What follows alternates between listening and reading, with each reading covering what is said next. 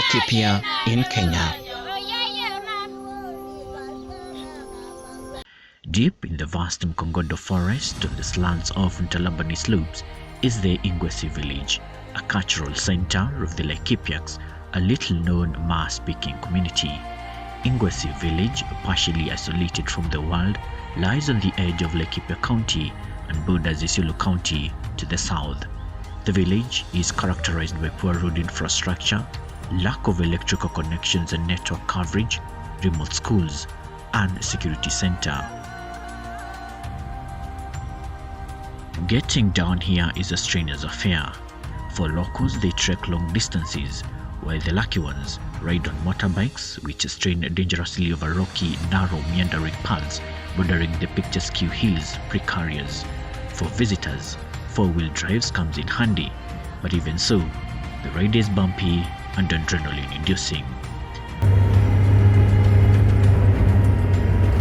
And well, for the rich and famous, Prince William has on occasion vacationed at the Ngwesi Community Lodge.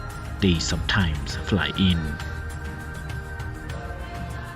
The Ngwesi village has existed for close to a century, the history well entrenched in the memories of Mzee Kimambi Legei, a 65-year-old and a father of 6. Mzee Legei recounts their suffering as a community for over 90 decades.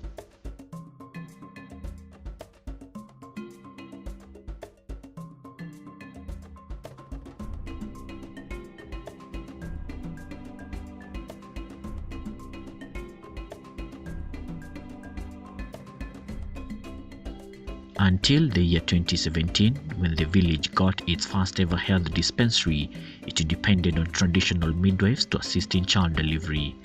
The health facility has reduced maternal deaths, according to Mzee Legei.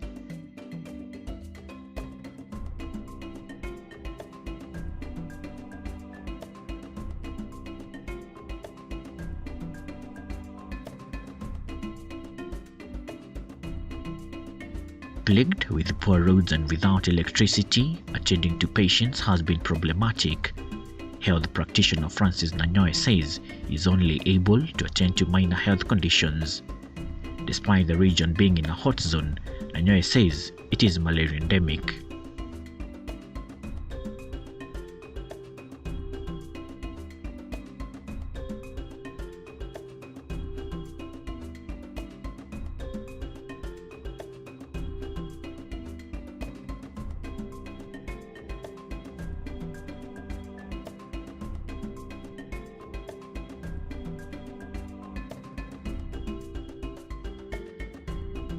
Mercy Majori, a 23-year-old and a fourth-born in a family of 7, and a student of tourism management at Laikipia Technical and Vocational Training College, sympathized with her community, saying she is standing hard to alleviate the lives of her family and that of the entire community.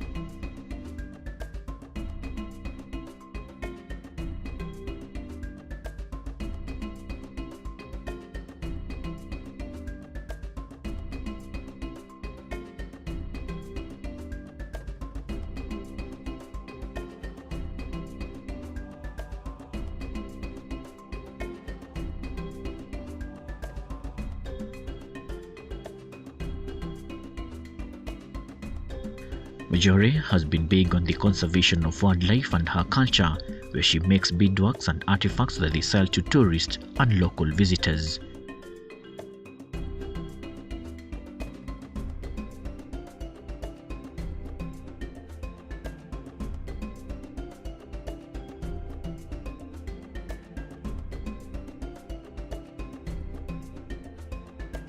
Majori, on the other hand, appreciates the journey the community has come along, saying a Maasai girl can now get an education without interference from forceful marriage and female genital mutilation, a practice she says is dying off.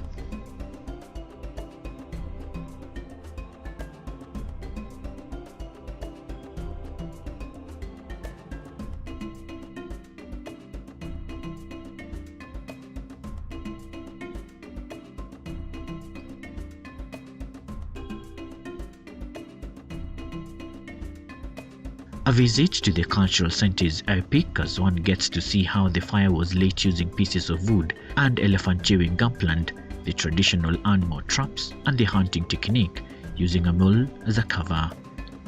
It is scintillating to hear the women sing and dance the local rendition and watch men play the bow game, which is said to be addictive and was only played by elders.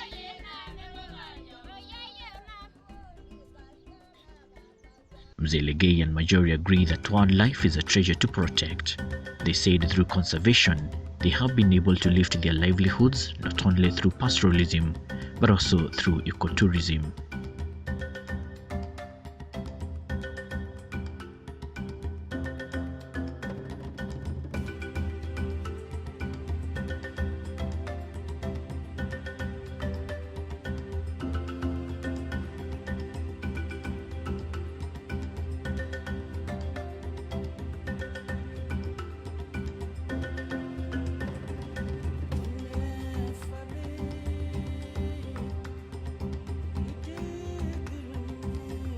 Mzee Kimambi Legei, the man who is said to have wrestled the lion to its death, is the lead and elder at the Ngwesi Cultural Village.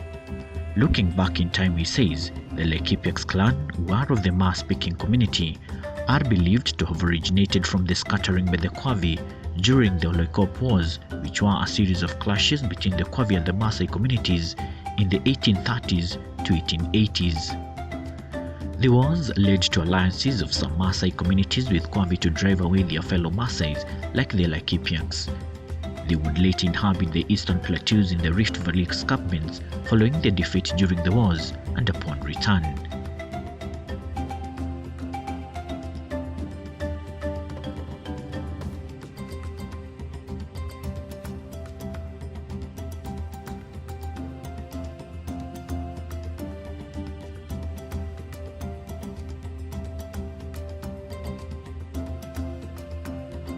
His accounts are echoed by Chairman of Ngwesi Community Conservancy, Kip Olepolus, who narrates the ordeal of the Laikipians. Having been a Moran, the pain of starting from zero, he knows it too well.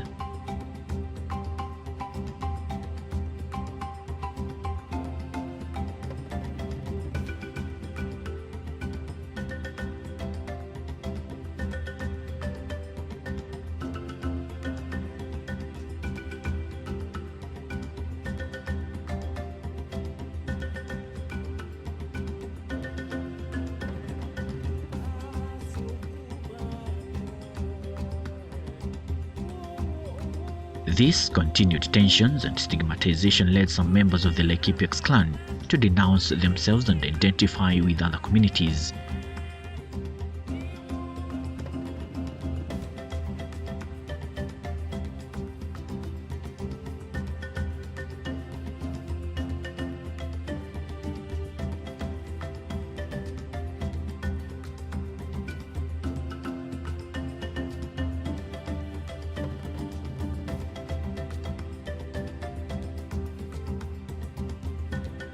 In an open discussion with East African journalists during a media workshop on wildlife and conservation organized by Internews Earth Journalism Network, the executive director of Mpala Research Center, Dr. Winnie Kiru, made a clarion call to governments to facilitate research, advocate for the conservation of forests and wildlife, saying the future is green. We need synergies, we need to collaborate with others, county government, development organizations, those who now work in agricultural, maybe production people, so that we can now use targeted interventions. At the same time, the communications manager of Kenya Wildlife Conservancy Associations, Joyce Mbataru, said conservation plays an integral part in the communities as they sustainably conserve and manage wildlife and their habitat outside state protected areas. Our urge to the government and to supporters of conservancies is to continue supporting these communities to be able to put in grazing plans and management plans in place so that they can become more resilient to climate change. As I take off Ngwesi, I wonder the capacity of the human intellect to overcome in spite of various challenges. This community is holding on to their convention as the world exterior throbs in a never-finishing altar which is obliterating the planet due to ravinousness. we learn from the Laikipiaks how to protect natural life and spare the planet. My name is Ndereva Hillary.